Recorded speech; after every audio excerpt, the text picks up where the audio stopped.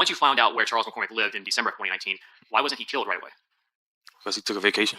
Charles took a vacation? Yeah. What happened after Hakeem jumped out of the Nissan? Shot at him. Shot at who? This might just be one of the wildest takedowns in rap history. We're diving deep into how Ksoo went from rap beef to a life behind bars, and trust he's not getting out of this one. It all kicked off with the prosecutor painting the scene for the courtroom in Jacksonville. Drill fans already know how deep the beef ran between Young and Ace and Fulio. They had the whole city in chaos, but the lawyer laid it all out piece by piece, making it clear Ksoo clapped back for revenge by taking out Lil Buck. And 6 Block and ATK are rivals. They don't like each other. They hate each other. And one of the traditions of both groups is producing rap music, drill rap, diss songs that make fun of or talk disrespectfully about members of their ops. 1 year after Ksoo's brother, Boss Goon, was killed, Ksoo and his cousin Scotty were on the hunt. And on the exact anniversary of Boss Goon's death, they spotted Lil Buck. As Lil Buck walked to his car, Ksoo jumped out and unloaded shots until Buck hit the ground, but it didn't stop there. Slashing open his flesh. Hot metal ripping through his muscles. Hot metal blowing open his skull. Flesh, brain matter, even teeth were sent flying through the air. Ksoo stood right over him and fired one straight to the head. Savage. And if that wasn't enough to shock the jury, the prosecutor gave them all the gory details, saying Lil Buck's teeth and brains were blasted across the parking lot like something out of a horror movie. But one of the wildest moments in court, when the lawyer brought up what Ksoo said to the op right before pulling the trigger on Lil Buck, what came out of his mouth had the whole courtroom frozen. Using Instagram on his phone, he contacts Raekwon Howard. Raekwon Howard, who is affiliated with 6 Block. They're ops. Tells him, got one of your boys slipping. Let him know they're getting ready to take somebody out, but doesn't say who. When Ksoo and Scotty spotted Lil Buck park his ride and walk into a building, they didn't move. They just waited in the cut. While they were posted up, Ksoo actually FaceTimed one of Lil Buck's homies and said, "We caught your boy slipping." That's wild. Minutes later, Ksoo jumped out and left Lil Buck's brains leaking on the pavement. It was straight up ruthless. When it was the defense's turn, they tried flipping the script by calling the witnesses shady. But get this, 2 of the people who turned on Ksoo were his own crew, Dominique Barner and his father, Blue.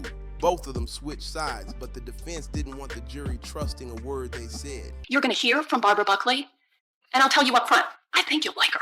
She's feisty. No one pulls anything over her eyes. And she's gonna walk in and she's gonna honestly talk to you about that morning. Thing is, Ksoo got caught out in public with cameras rolling. He was seen carrying the same kind of heat used in the hit on Lil Buck.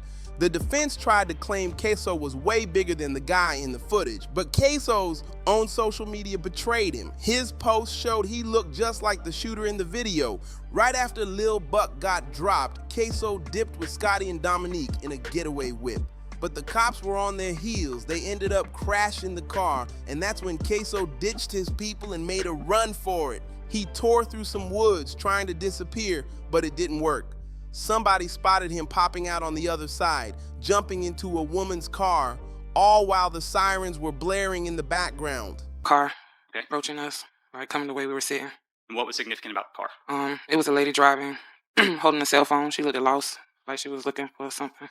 Ksoo hit up a woman named Natalie and told her to come scoop him, and her testimony ended up being a major blow to his case. The defense tried to claim Ksoo wasn't the dude who came crawling out of the woods, but Natalie shut that down fast. She told the court straight up, Ksoo came out the woods, and she's the one who picked him up. When they asked her, "Where did you go to pick him up?" she had the whole courtroom listening close. Her answers helped prosecutors connect all the dots, and it wasn't looking good for Ksoo at all. But Natalie wasn't the only one who flipped the script. Ksoo's own homie, Dominique Barner, came through with some of the hardest-hitting testimony in the whole trial. Where did you have to go to pick Hakeem up? Up Arlington Expressway in some apartments. And how did you know where to go? I believe Kareem said it, or I don't know if there was a thing on his phone with a map. That I cannot remember. After the crash, Dominique helped Scotty break into someone's house and kidnap a woman. So yeah, he was facing serious time. Even after taking a plea and agreeing to testify, he was still staring down a 20-year sentence. That's how deep he was in. On the stand, Dominique confirmed that ATK was a gang and that both Ksoo and Scotty repped it heavy, but it didn't stop there. He also spoke on the beef behind the bars and bullets. He broke down the connection between the diss tracks and the street violence. According to Dominique, Lil Buck had dropped a diss on Ksoo's brother Boss Goon, and that's exactly why Ksoo went after him.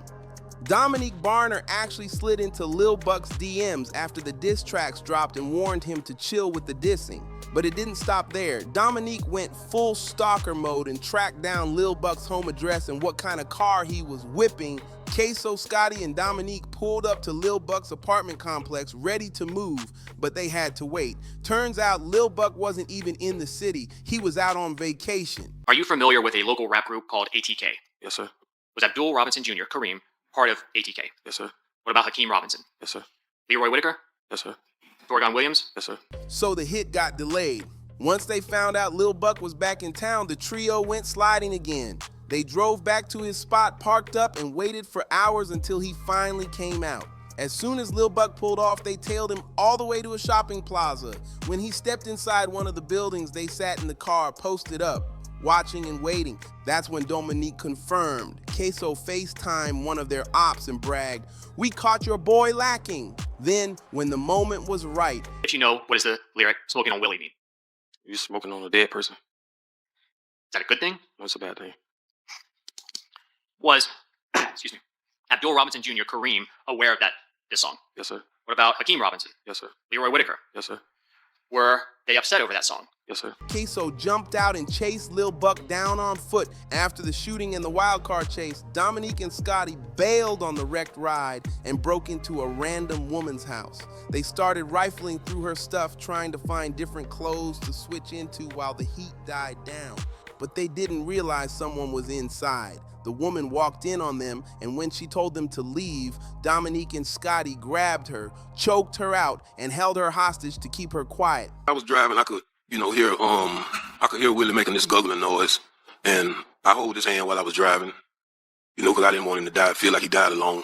It was straight up chaos. Then Scotty made some calls, and it was Ksoo's Uncle Lou who came to scoop him. But here's the jaw dropper. Ksoo's own dad, Blue, ended up flipping on him and testifying in court. That betrayal hit harder than anything else. Blue had his own legal problems piling up, so he figured snitching on his own son might help shave some years off his sentence.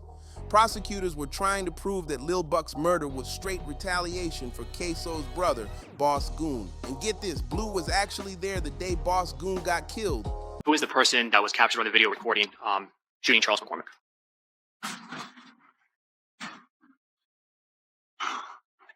My son, What's your son's name? Hakeem. He was driving the whip when shots rang out.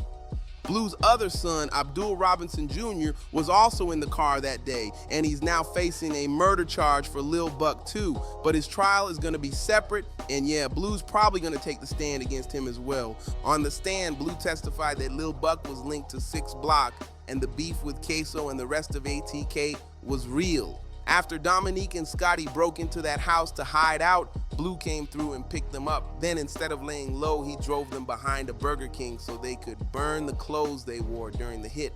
Kill a nigga, then go get my toes done. Then go get my toes done. Those are his words that he attached to a video. Dominique and Scotty told him the whole story, and Blue went along with the cover-up, at least at first. But once Blue got jammed up with charges himself, he switched up real quick. He took the stand and told the court straight up, Ksoo was the one who pulled the trigger on Lil Buck. As crazy as that is, this wasn't Blue's first time flipping. Back in the 90s, he testified against a cop in federal court, then went on to become a confidential informant for law enforcement. And it doesn't stop there. Blue's name has popped up in another criminal case too. This dude been living double lives for decades. Since Blue decided to plead guilty to accessory after the fact and flip on Ksoo, he dodged a life sentence and is only looking at 20 years now. The prosecutors didn't just have witnesses and snitches, they had DNA, video evidence, and everything they needed to seal Ksoo's fate. But the wildest part, Ksoo basically snitched on himself over and over after Lil Buck got dropped. Ksoo's already facing another murder charge too, this time for allegedly killing Julio Fulio's homie Lil Bibby, and his reaction to getting hit with that charge is blowing up all over social media. Before he even got booked for the Lil Buck case, Ksoo wouldn't stop talking about Bibby. But what most people didn't realize, he was also dry snitching about Lil Buck at the same time. Ksoo dropped a track called Bang It Out, where he flexed the same strap used in the hit and even posted up with it in photos after Lil Buck got killed. And get this, right after the murder, Ksoo went to get a pedicure and posted, "Kill a dude, then get my toes done." That post got quoted in court. The whole courtroom was shocked when the lawyers read it out loud. Once the trial wrapped, everybody knew Ksoo and Scotty were done for. The defense had nothing to stand on. With DNA, video, street witnesses, and Ksoo's own posts all lined up against him, both he and Scotty got slammed with murder charges. But Ksoo didn't go down quiet. He hit Instagram after the verdict and claimed the jury was biased, saying they were all white, and so was the judge.